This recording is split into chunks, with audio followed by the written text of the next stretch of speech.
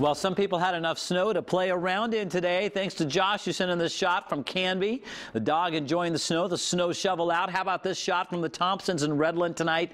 It's, to the east there of Oregon City, where it looked like a winter wonderland. And that was because of this batch of snow showers that's moved out of our area now and is over the Cascades. And the next batch of showers that was expanding for a while is now dwindling. It's running into a very dry east wind. So, yes, we could have some scattered flurries as they pass over the valley tonight, but I do not expect any more accumulation or dustings this evening. I think the air is just becoming too dry. So the big story turns to the cold, and it's 31 right now. But that's not that bad until you factor in the wind chill. You step outside in Portland, it feels like 18 degrees. That is exceptionally rare for our area. The east wind is really firing up. Now it's 29 in Beaverton with an east wind of 7. It feels like 24 degrees, but I think your wind chill drops into the teens as the night goes on, even if you're on the west side away from the gorge. So here's your 24-hour forecast. Air temperatures in the 20s throughout the evening, and the wind increasing as the night goes along. A wind advisory kicks in 10 o'clock tonight, goes all the way through the day tomorrow. So more sunshine tomorrow, but we're not going to really warm up. We might hit 30 for a little bit. So in other words, our highs will be like our current temperatures, right around the freezing mark or a little below. 34 in Salem right now, but look at the teens and 20s east of the Cascades. That's the cold air that's coming over the Cascades and will plummet all of us into this Arctic blast. Our highs were only in the 30s today, but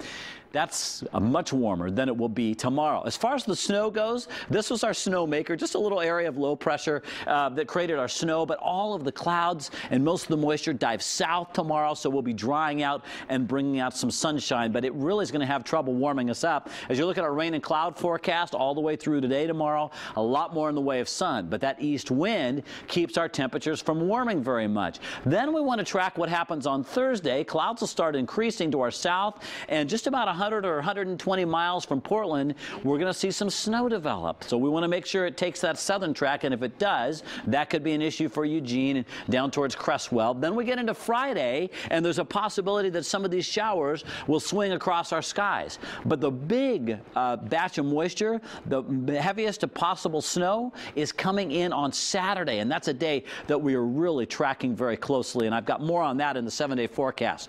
But here's what's on tap tomorrow. A wind advisory for the entire metro area. Gusts to 40 miles an hour pretty much anywhere, and gusts to 55 near the gorge, and a wind chill in the morning at the bus stop, 0 to 15 degrees in the metro area. So keep that in mind if you're headed out or the kids are in the morning. That's the kind of thing that even if your face is exposed could give you frostbite in 30 minutes time. This is really rare for us. This is a true Arctic blast. Highs in the 20s to about freezing tomorrow, and that's true pretty much everywhere around the metro area. A little warmer with a little less wind, but still breezy to the south of Portland and also along the coast. Teens and 20s for highs in central and eastern Oregon, maybe some flurries. A high wind warning for the west end of the gorge. Gusts to 75 down on the deck on I-84 tomorrow. And that'll also be very breezy over the Cascades with wind chill as cold as 30 below. And look at the 7-day forecast. We're going to watch Friday in particular for some moisture coming in that could be snow. And then Saturday, I've got a winter mix on there. Here's what I think right now is we start with snow coming in sometime during the first half of the day. Could be a few inches of it, and then we transition to freezing rain and eventually warm up to rain. I think that scenario is likely to change, though, before we get there. But one thing we know, the cold air is going to be right here, and the moisture's coming in, and that always spells winter weather for us. Keep us updated, Bruce. All right, thank you, Bruce. Right